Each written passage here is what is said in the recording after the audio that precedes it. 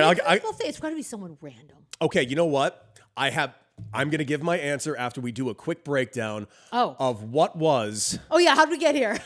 The greatest baseball game series ever.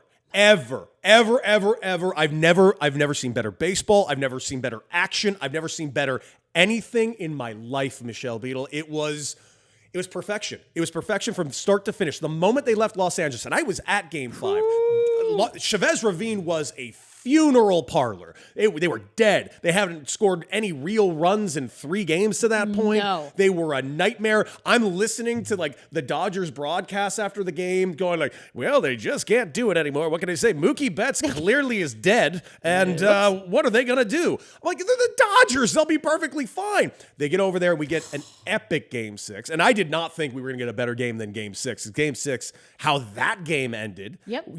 Ending on that double play by Kike, which Miguel Rojas, who unsung hero, because that play that ended the game with Kike throwing it into Rojas makes this ridiculous pick like behind his back, just barely edging him at Barger at second base. Game ends on that double play, and we're talking, inch and a half. They reviewed it. Game over. Game 7 was so much better. I don't know how. I don't know what to do with myself. It was so much better. It was the kind of stuff that, like, a lot of us have attention issues, right? So sometimes sitting down to watch a baseball game in its entirety is like, I don't know if I can do that. I'm going to do like 9 other things. I'm going to multitask. This was not that. Mm-hmm. Again, we all thought it was over. It felt like it on TV. It certainly felt like coming through the TV. That's what the building felt like in Toronto. Like they were just hurry up and get this over with so we can really celebrate. It was amazing. And then just like that. Yeah, it was astonishing. It was. I mean, I cussed so loud. I yelled. I don't know how Joe Davis does it. Me neither. I would have yelled at cuss words. And by the way, I would like to. Joe Davis is getting a lot of flack. Okay. Like a lot of flack. See, I know what I think, but like, why is he getting flack? Listen, I like Joe Davis. I don't know him personally, but I like his work. I think he does a pretty good job. But my issues with Joe Davis are the same issues you have with Joe Davis. It really has nothing to do with baseball or announcing. I think he does a pretty good job. I think he brings a lot of excitement. I have an issue with his food handling. His meat cutting. His meat cutting is problematic, to say the least. Neanderthal. It's very scary. He gave him, and I believe he gave John Smoltz some food poisoning that one time.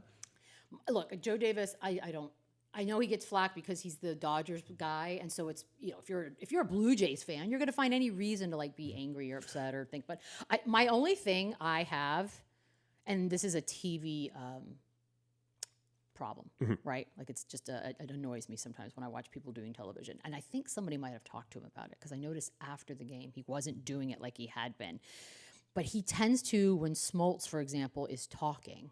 He tends to stare into the camera without blinking. Oh yeah, he does that. As if like he's not having a normal conversation with a human being. This is the most basic piece of advice I give anyone who's starting out on television because it was told to me. It's a 3-part conversation. Mm-hmm. You, person sitting next to you, the camera representing all of the people watching. Yeah. It's a 3-parter. So when you're in a 3-person conversation, you look from person to person. You looked at that's all it is. You don't have to overthink it. Like it's not a big deal. And there would be times where he was just like creepy. Yeah. In fact, let's do a great reenactment of it right now. Here, I'll be Joe Davis. You be John Smoltz. And I think, John, they have everything they need to get it done. What say you, John? Well, I know that this is one of the harder parts, coming in here cold in Game 7. But you know what? You just leave it all on the table like that. Exactly. No, but he smiles, which makes it even, But I think someone talked to him. Just in your soul. I hate these headphones. Might need to get new headphones. I think someone might have spoken with him because I noticed post-game he chilled. Did he? He was watching Smoltz while Smoltz was talking. By the way, he is phenomenal at dropping these one-liners in the game, though. Like home runs. I don't know how many he has written down for himself pre-game. I don't even think I noticed. And if this happens, I'm going to say this. And they're always dynamite. Really? Yeah. He has reused a few phrases, I will admit. But it has worked. He Bryce Harper, the home run of his life. He has used that phrase with different names a few times, but it always kind of hits. I mean, my God, how many different ways are there to talk about a home run? I don't know, but we got to get into this game because it was amazing. It had everything. It had everything. This place has everything. Yeah. Do you like? Do you like IKF making terrible decisions at third base. Well, this game has everything. Listen, all the injured players, we talked about it last week. We are not going to see George Springer. George Springer. My God. If they won the World Series, there would have been a movie about George Springer's performance, because George Springer, who I believe had 5 hits in those 2 games, 1 oblique. 5 hits, 1 oblique. Get it. I don't know how he did it. He's clearly in outrageous pain the entire time. Didn't seem like it. Every take, he's wincing, like he's in there wearing like a thing around his head. Like, I don't know how he did this. And then you also have the Bo Bichette of it all. He hits a 3-run home run, and it's a bomb. He does that with 1 knee. And we like that one. And I was at the bar O'Brien's on Wilshire Boulevard. Sure. It's my favorite little spot here in Santa Monica. And, everybody's going off in the game. And I remember someone was like, I can't believe Bo Bichette didn't score on that single. I'm like, Bo Bichette has 1 knee. I can't believe he's walking, let alone on base with a single, let alone hitting a 3-run home run later in the game. It was so fun to watch. But as the game kept going, it was like the old stalwarts of the Dodgers in their playoff history. You had Max Muncy, who has not done much this October, hits a huge home run to get them closer. You have dynamite plays from both teams. Vladdy making a diving play to end an inning, which was just it was just one thing after another after another. Both these teams clearly wanted it so much. Shohei flat out didn't have it at the beginning of the game. He got touched up a little bit early. He really did. He looked mortal. He didn't look right. From pitching until through Game 7, like he looked like a mortal human being. And then, man, as the game just progressed, another run scored here, another run scored there, but all of a sudden, the 9th inning comes around, and I couldn't believe. Still can't believe. Because I even tweeted out, I'm like, Shohei Ohtani's batting in the 9th inning in the top of the 9th of Game 7 of the World Series. That's not what you This is going to be amazing. And then you get Miguel Rojas at the plate going Miguel, you just got to get on base. Just whatever you can do, get on base. Whatever you do, get on base. Be great. Just don't screw it up. Home run to left field. I lost my mind. That's when I cussed. I cussed really. I yelled. We are past the 10-minute mark. I lost my fucking mind. No, it was, I yelled. Like I yelled out loud. Couldn't believe it. I was laughing. I couldn't stop laughing because I couldn't believe it was real. Ohtani then flies out to the wall. Exactly. And then you get yourself in the bottom of the 9th inning, and of course they get runners on base. Of course they're threatening. Of course a deep ball hit in the left field. And by the way, deep ball hit in the left field, I see where Kike Hernandez is playing because he's playing a little in. I'm like, oh no, it's over. Toronto about to win the World Series. And that's how it felt. Then we got our guy Pages out there in center field. Pie, which I thought they were going to collide and that was going to be a bloop. No. Paz was in the game at that point for a total of 2 minutes. About right. And makes that astonishing catch over Kike. It's a very efficient 2 minutes. Game continues, and then, of course, you get the extra innings of it all. And this is where I made that joke earlier. And I'm not kidding, though.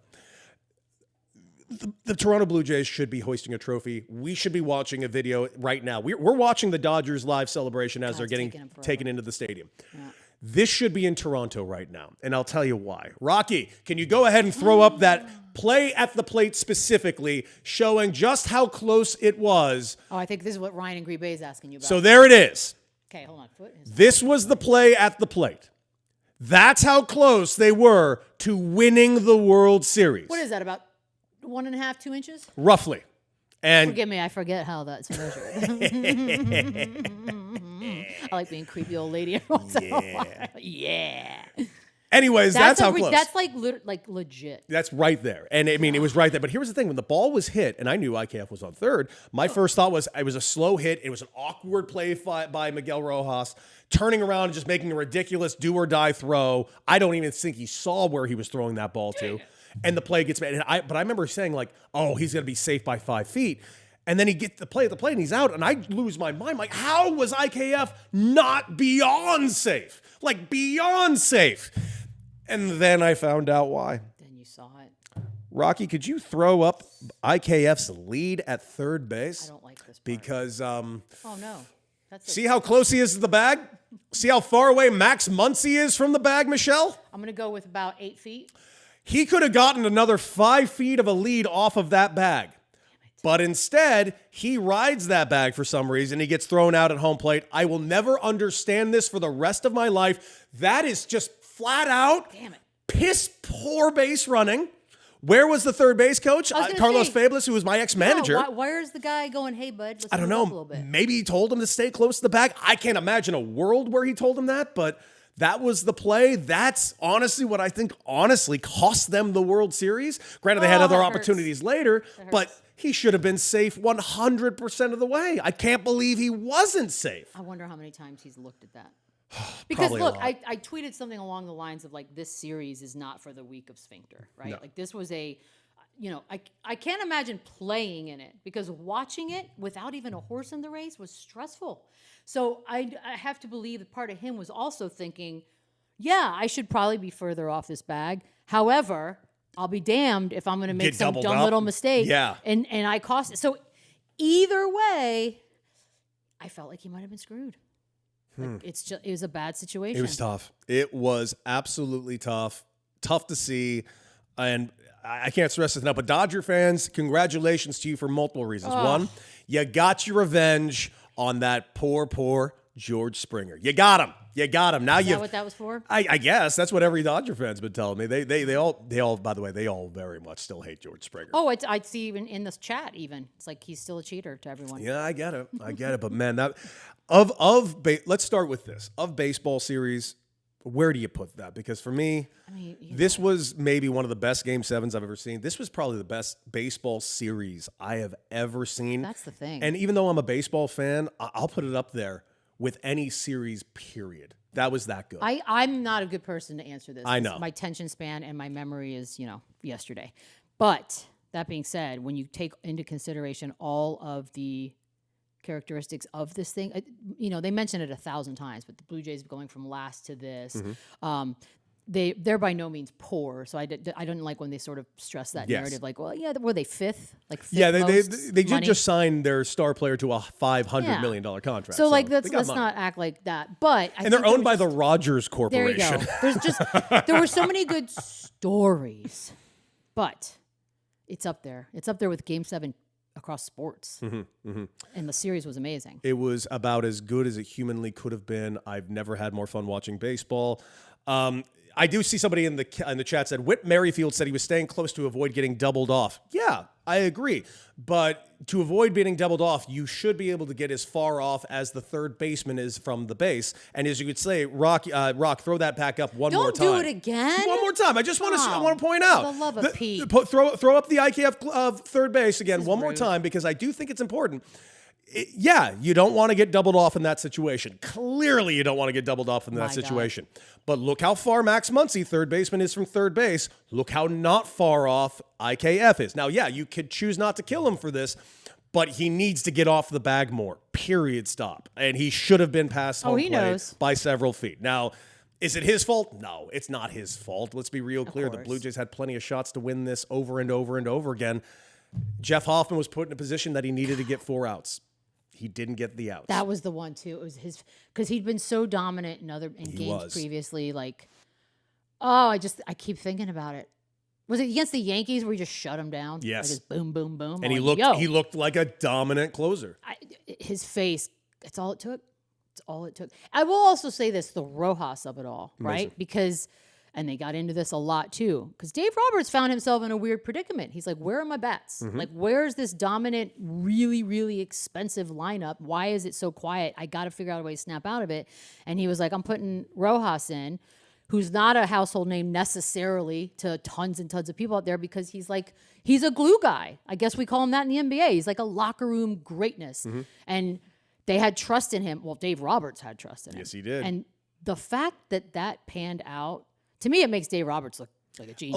Like a genius. And by the way, I firmly believe Dave Roberts is a genius. Like, I know, I trust me. I was at Game 5. I had to listen to a bunch of idiots all throughout the stadium. Damn you, Roberts! He's been the worst manager. No, he hasn't been. In the history of life. Like, no, he hasn't been. I just don't know what else to say.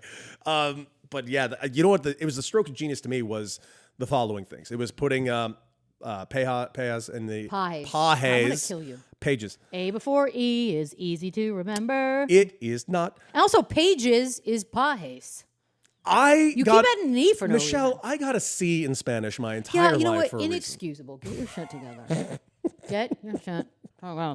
Well, he made that play, and the fact that he was just put in that game was a stroke of genius. And the other stroke of genius, which obviously you probably can't give Dave Roberts all the credit for this, clearly, a name we haven't mentioned who is the MVP of this World Series.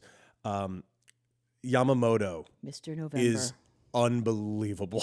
That guy's not bad. Also love the Unbelievable. journal. I need to know the journal. The guy pitched the night before a dominant performance and said, "Yeah, I'll throw 3 more." Why wouldn't he? Why wouldn't he? And it was amazing. He's It a was robot. amazing. I think he's a robot. I couldn't get enough of it, and man, I'm almost sad that we couldn't get 8 games and 9 games. I'll be honest with you. When I woke up this morning, I was like, "Ooh, you know what would be really fun tonight?" Because I don't have ABC or ESPN anymore. Go fuck yourself.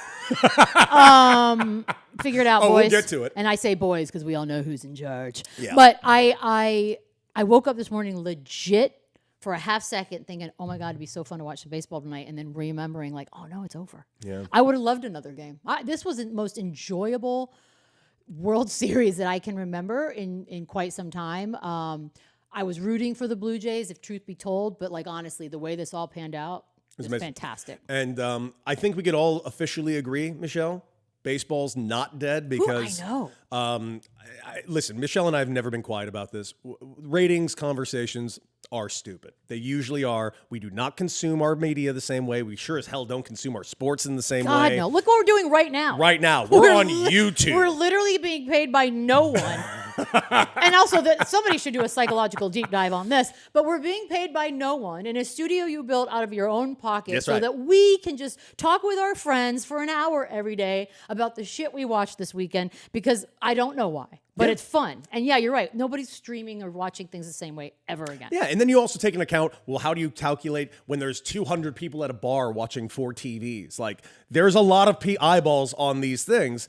But the one thing I saw this morning that I didn't like is if you do pay attention to the ratings, you'll know the following things. It was the highest rated World Series by far in Toronto, and it's not even close. Oh, yay, good. Highest rated baseball games ever rated on Sportsnet in Toronto. Believe that. Highest rated in Japan by a lot. I mean, I've been shocked if it wasn't. Japan had a given. over 12 million viewers. And I want to remind you what time these games are on you're in right. Japan. I can't do that math.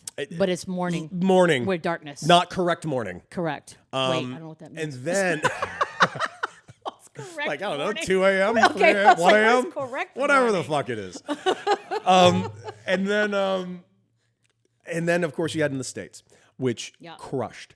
Game 7 is the highest rated World Series in like decades. Over 25 million viewers for Game 7. Okay. And this is where I actually didn't like the reporting on it because you and I are both basketball fans. Hoop heads. I really enjoyed the last NBA Finals. Had a great time. But for some reason, you can't write something without punching someone else for some reason. And I don't fucking comprehend this because every article is like, did you see the World Series ratings? 25.6 million. That beat the NBA's finals by 10 million. So the NBA is dying. Oh, my God. That's what they say. That is what they say.